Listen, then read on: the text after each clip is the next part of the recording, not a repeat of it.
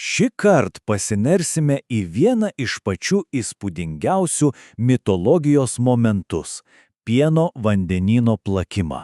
Išsiaiškinsime, kaip po didžiulio pavojaus iš vandenyno pradėjo kilti lobiai ir, žinoma, kaip prasidėjo kova dėl nemirtingumo. Na gerai, tai kasgi buvo toliau? Atrodytų, kad viešpačių Šivą išgelbėjus visatą nuo mirtinų nuodų, pats baisiausias etapas jau praeityje. Bet ne, kosminis plakimas turėjo tęstis. Taigi, kokių dar staigmenų vandenyno gelmės buvo paruošusios dievams ir demonams? Kai viešpats Šiva neutralizavo nuodus, visi, tiek pusdieviai, tiek demonai pajuto milžinišką palengvėjimą ir naują drąsos antplūdį. Tik pamėginkite įsivaizduoti tą energiją.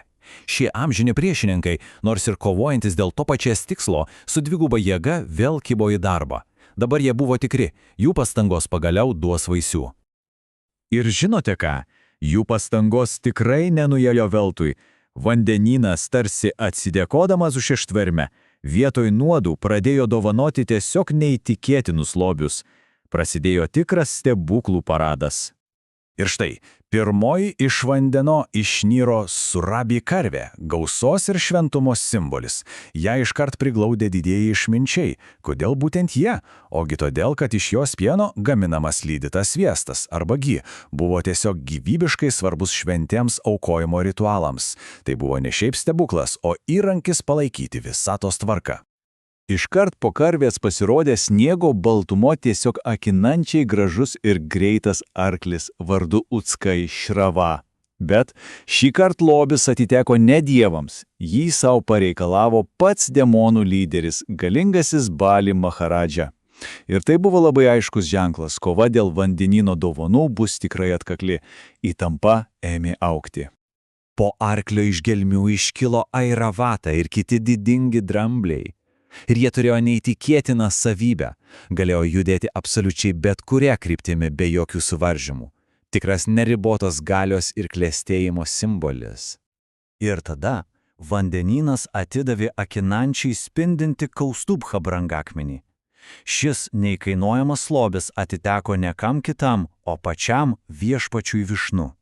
Jis pasidabino juo savo krūtinę kaip amžiną šlovės ženklą. O stebuklai tiesiog pylėsi toliau. Pasirodė dangiškoji paridžatos gėlė, galinti išpildyti bet kokį norą. Tada išnėrė apsaras, moteris, kurių grožiui neprilygo niekas visatoje. Ir galiausiai pasirodė Varunė, svaigalų dievė. Ja, viešpačiui įsakius, pasiėmė demonai. Bet visi šie stebuklai nublanko prieš tai, kas pasirodė dabar. Nes iš vandenyno iškilo pati sėkmės, turto ir visokeriopos gerovės deivė – Lakšmė. Ir dabar jau jai, o ne kam kitam, teko priimti ko gero patį svarbiausią sprendimą.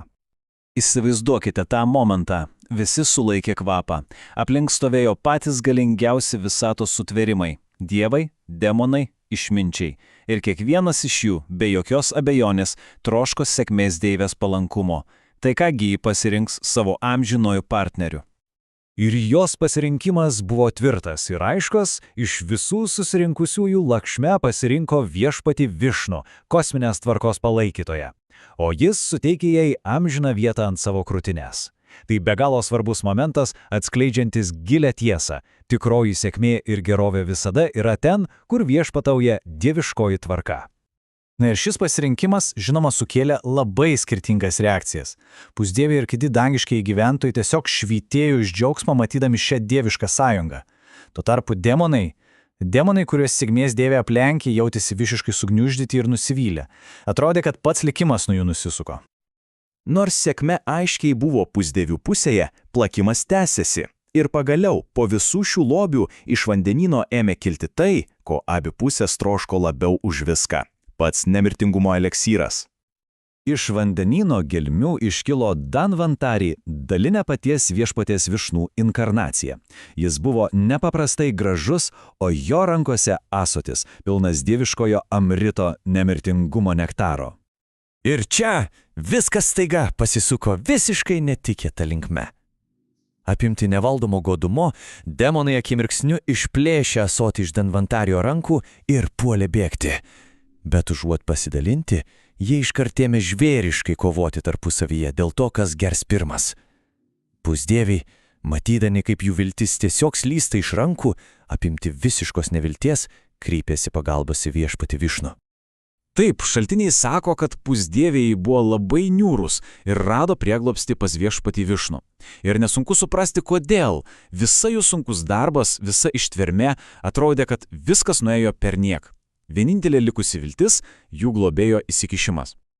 Bet ši istorija čia tikrai nesibaigė. Kol demonai pešėsi dėl nektaro, viešpats Višnų paguodė pusdievius. Jis pažadėjo viską išspręsti pasitelkę savo vidinę energiją. Ir čia siužetas pasisuka dar kartą. Pačiame demono kovos chaose, tame didžiausiame sūkuryje, pasirodo kažkas visiškai nelaukto. Pats viešpats nusprendė išspręsti šį konfliktą ne jėga, o gudrybė. Ir tam jis priėmė visiškai naujo pavidalą. Tai buvo Mohini, kerinti tiesiog neapsakoma grožio moteris. Žinoma, tai buvo viešpatės Višnų sukurta iliuzija, kurios tikslas – sužavėti demonus, atitraukti jų dėmesį ir išgelbėti nektarą. Taigi, lieka esminis klausimas. Demonai jau turėjo nektarą savo rankose, bet juos skaldė godumas ir vidiniai ginčiai. Ar viena, nors ir kerinanti iliuzija, galėjo būti galingesnė už visą demonų armiją ir jų brutalią jėgą? Apie tai, kas nutiko toliau, pakalbėsime jau kitą kartą.